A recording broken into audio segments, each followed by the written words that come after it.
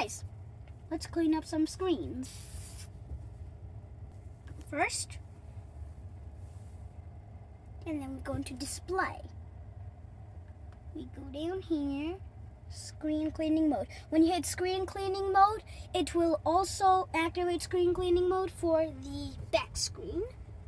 Let's clean some of this. This is hold to exit. You have to hold it for 3 seconds.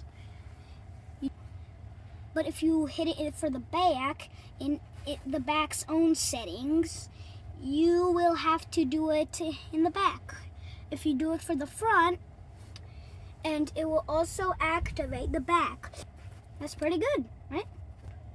Hold to exit. 1, 2, 3. We hit that away, and boom! Look at that. Just a little blow, and we're good.